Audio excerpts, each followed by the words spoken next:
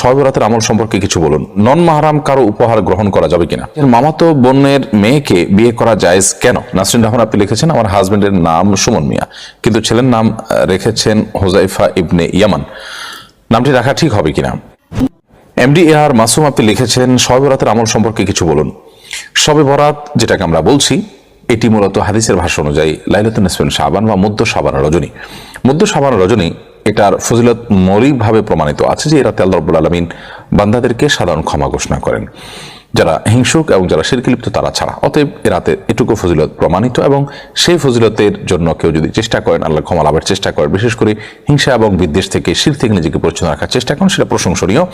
কারণ তিনি আল্লাহর ক্ষমা লাভের ন্যূনতম চেষ্টা তিনি করছেন, আল্লাহর কাছে ক্ষমা লাভ করতে চাইছেন, দোয়া করছেন, এটি হতে পারে। ব্যক্তিগতভাবে ক্ষমা লাভের জন্য প্রচেষ্টা, সেটি দোষণীয় কোনো বিষয় নয়। কিন্তু শবে বরাত যেটাকে আমরা বলছি, যেটার আসল নাম হলো শাবানের মধ্য রজনী, হাদিসের নাম, সেই রাতের বিশেষ কোনো ফরম্যাটের নামাজ, তেলাওয়াত অথবা পরের দিনের রোজা, এর কোনোটি কিন্তু বিশুদ্ধ কোনো হাদিস দ্বারায় বর্ণিত নয়। তবে এটা ঠিক, শাবান মাস জুড়ে নফল রোজা রাখতে হয়। এর মধ্যে চন্দ্র মাসের 13, 14, 15 এই দিনগুলোতে, বীজের দিনগুলোতে রোজা রাখার ব্যাপারে নবী করিম সাল্লাল্লাহু আলাইহি ওয়াসাল্লামের বিশেষ গুরুত্ব আরোপ রয়েছে। তো সব মিলিয়ে আপনার বীজের অংশ হিসাবে, শাবান মাসের অংশ হিসাবে কেউ রোজা রাখলে সেটা অবশ্যই প্রশংসনীয়। আবার কেউ রাতে আল্লাহ রাব্বুল আলামিন বান্দাদের সাধারণ ক্ষমা ঘোষণা করেন, বিশেষ করে রাতে তাহাজ্জুদের সালাত, শাবান মাস নবী সাল্লাল্লাহু আলাইহি ওয়াসাল্লাম বিশেষভাবে নফল রোজা রাখতেন, ইবাদতবন্দি করার চেষ্টা করতেন। সেই জায়গা থেকে বা তাহাজ্জুদের নামাজ পড়ার অভ্যাসের জায়গা থেকে তিনি যদি রাতে ইবাদতবন্দি করেন, অথবা আল্লাহর ক্ষমা লাভের চেষ্টার জায়গা থেকে তিনি আল্লাহর কাছে দোয়া করেন, অথবা ওই যে শিরক এবং হিংসা থেকে নিজেকে মুক্ত রাখেন, তো সেটি হতে পারে, সেটি জায়েজ হতে পারে। কিন্তু নবী করিম সাল্লাল্লাহু আলাইহি ওয়াসাল্লাম থেকে বিশুদ্ধভাবে আপনার আমরা যেভাবে এটাকে গুরুত্ব দিয়ে রাত জাগার গুরুত্ব আরোপ করে থাকি, এভাবে রাত্রে জাগরণ করা অথবা আপনার দিনে রোজা রাখা, স্পেশালি এই কারণ দেখিয়ে, এরকমটি নবী করিম সাল্লাল্লাহু আলাইহি ওয়াসাল্লাম থেকে বিশুদ্ধ কোন হাদিস দ্বারা বর্ণিত নয়। বিষয়ে যতগুলো হাদিস আছে, অর্থাৎ এরকম যেগুলো কথা বলেছি যে দিনে রোজা রাখার কথা এবং রাতে ইবাদত করার কথা, সেগুলো হাদিসগুলো সনদের দিক থেকে দাঈফ, অর্থাৎ বিশুদ্ধ সূত্রে বর্ণিত নয়। খোলাসা কথা হলো যে মধ্য শাবান রজনী ফজিলত একেবারে নেই, ব্যাপার ফুটানো ছিল, এখন ওটা কমেছে। হালুয়া রুটি খাওয়া, তারপরে আতশবাজি কমে থাকলেও এই রাত উপলক্ষে আলোকসজ্জা, তারপরে মসজিদে সমবেত হয়ে আলোচনা অনুষ্ঠান, কিংবা আপনার হিংসা এবং শিরক থেকে নিজেকে পরিচ্ছন্ন রাখবো এবং আল্লাহ রাব্বুল আলামিনের কাছে আমাদের মুক্তি কামনা করবো। আল্লাহ তাআলা সাধারণ ক্ষমার আওতায় যেন আমাদেরকে ফেরেন, সেই দোয়া, সেই প্রচেষ্টা আমাদের থাকবে, বাস এটুকুই। এর বাইরে এই রাতকে বছরের শ্রেষ্ঠ রাত বানিয়ে ফেলা, সেটা মোটেও উচিত নয়। বছরের ইবাদতের জন্য শ্রেষ্ঠ রাত হলো লাইলাতুল কদর, যেমনটি আল্লাহ তাআলা সূরা কদরের মধ্যে উল্লেখ করেছেন। ফাউজিয়া ইয়াসমিন আপনি লিখেছেন, নন মাহরাম কারো উপহার গ্রহণ করা যাবে কিনা? যিনি মাহরাম নন এরকম কেউ যদি আপনাকে উপহার দেন আর কোনো ফিতনার আশঙ্কা না থাকে, সেটা গ্রহণ করতে কোনো অসুবিধা নেই। কিন্তু উপহার এর মাধ্যমে যদি ফিতনার দুয়ার উন্মুক্ত হতে পারে, এরকমটি মনে হয়, হারামের দিকে আপনারা যেতে পারেন, হারাম সম্পর্ক বিল্ড আপ হতে পারে, তৈরি হতে পারে, তাহলে সেক্ষেত্রে সেটি করা মোটেও জায়েজ হবে না। আর কে রাব্বি রাজ আপনি লিখেছেন, মামাতো বোনের মেয়েকে বিয়ে করা জায়েজ কেন? তার সংক্ষিপ্ত ব্যাখ্যা দিলে উপকৃত হব প্রিয় শেখ। মামাতো বোন, তাকে আপনার বিয়ে করা জায়েজ, কারণ তিনি আপনার মাহরাম নন। কেন মাহরাম নন? কারণ হলো মামাতো বোন, তার শরীরে যে ব্লাড আছে, সেই ব্লাডটা তার মায়ের ব্লাড এবং তার বাবার ব্লাড। মামা যদিও আপনার রক্ত সম্পর্কীয় আত্মীয়ের মধ্যে পড়েন, কিন্তু মামি আপনার রক্ত সম্পর্কীয় আত্মীয় নন। ঠিক একইভাবে চাচাতো বোনের কথা প্রযোজ্য, যে চাচা আপনার রক্ত সম্পর্কীয় আত্মীয় হলো, চাচি আপনার রক্ত সম্পর্কীয় আত্মীয় নন। তাদের সাথে আপনার বিবাহ বন্ধনে আবদ্ধ হওয়া জায়েজ আছে। আপনার নিজের বোন, তার শরীরে আপনার মা এবং বাবা উভয়ের রক্ত আছে, অতএব রক্তের সম্পর্কের দিক থেকে তারা আপনার যত নিকটতম, মামাতো বোন, চাচাতো বোন, ফুফাতো বোন, তারা কেউ এত নিকটতম নন। ফুফাতো বোনের শরীরে আপনার ফুফুর রক্ত আছে, কিন্তু আপনার ফুফার রক্ত আছে যিনি আপনার মাহরাম। গায়রে মাহরাম হওয়ার কারণে তাদের সাথে পর্দার বিধান প্রযোজ্য এবং তাদেরকে বিবাহ বন্ধনে আবদ্ধ হওয়া তাদের সাথে জায়েজ আছে। নাসরিন রহমান আপনি লিখেছেন, আমার হাজবেন্ডের নাম সুমন মিয়া, কিন্তু ছেলের নাম রেখেছেন হুযায়ফা ইবনে ইয়ামান, নামটি রাখা ঠিক হবে কিনা? আপনার স্বামীর নাম যেহেতু সুমন মিয়া, তাহলে সেক্ষেত্রে ছেলের নাম হুযায়ফা ইবনে ইয়ামান রাখা তো মোটেও সঠিক নয়।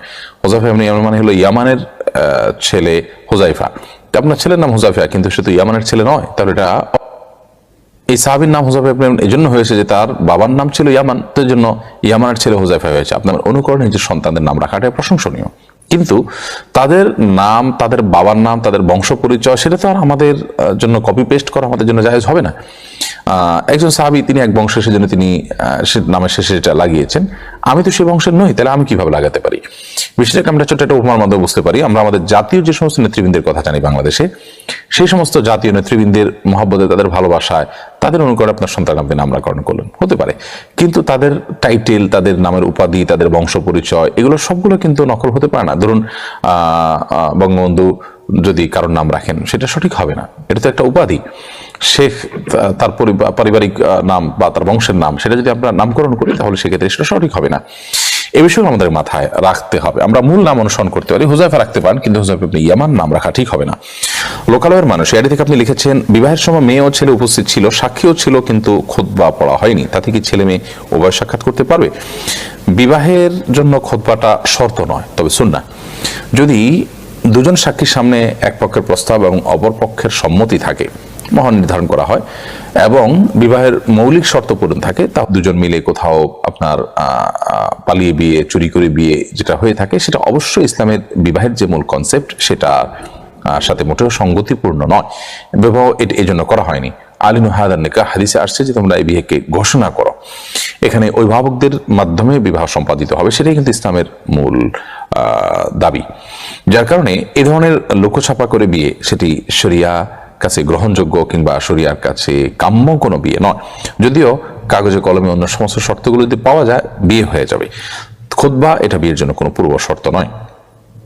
এরপরে আর কে রূপক আইডি থেকে আপনি লিখেছেন, রাস্তার পাশে কবরস্থান, রাস্তা বড় করার জন্য কবরস্থানের উপর দিয়ে রাস্তা যাবে, এখন কি করব? স্থানান্তর করা যাবে কিনা? এখন কি কবর স্থানান্তর করা যাবে কিনা? এরকম যদি পরিস্থিতি তৈরি হয় যে কবর স্থানান্তর করা ছাড়া উপায় নেই, রাস্তা চলাচল মানুষের অসুবিধা তৈরি হবে, তাহলে স্থানান্তর করা যেতে পারে এরকম পরিস্থিতিতে। কিন্তু সেক্ষেত্রে কবর স্থানান্তর করে অন্য কোনো কবরে, আপনার মুসলমানদের কবরের মধ্যে সেটিকে দাফন করতে হবে। এরপরে শেখ সাহেব আইডি থেকে আপনি লিখেছেন, একটা ভিন্ন নারীর কাপড় দিয়ে কথা বানিয়ে সেই কথা কি ভিন্ন পুরুষের গায়ে নিতে পারবে? একটা ভিন্ন নারীর কাপড় দিয়ে কাঁথা বানিয়ে সে কাঁথা কি ভিন্ন পুরুষ গায়ে দিতে পারবে? পারবে। বিশেষ করে কাঁথা যখন হয়ে যায়, তখন সেটা কার কাপড় থাকে, কি কাপড় থাকে, এগুলা তো পুঙ্খানুপুঙ্খ আপনার মানুষ দেখে না বা দেখার সুযোগ হয় না। যার কারণে এখানে ফিতনায় পতিত হওয়ার যে ব্যাপারটা, সেটা কিন্তু থাকে না। নারী পুরুষ পরস্পরের উঠা বসা এবং দৈনন্দিন জীবন যাপনের ক্ষেত্রে এমন কিছু করা জায়েজ নেই যেটার মাধ্যমে একজন আরেকজনকে ফিতনায় ফেলে দিবেন, বিভ্রান্তিতে ফেলে দিবেন, এবং তিনি গুনাহে লিপ্ত হয়ে যাবেন, জল্পনা কল্পনার গুনাহে লিপ্ত হবেন, অন্য গুনাহের দিকে অগ্রসর হতে পারেন। এরকম কাজ করা জায়েজ নয়। কিন্তু এই কাজটি সেরকম নয় যার ফলে এরকম কোনো সমস্যা তৈরি হয়, যার কারণে এটি জায়েজ হবে ইনশাআল্লাহ তাআলা। আর যদি এরকম সমস্যার পথ উন্মোচন হয় কখনো কোনো ক্ষেত্রে, তাহলে সেক্ষেত্রে সেটা অবশ্যই না জায়েজ হবে।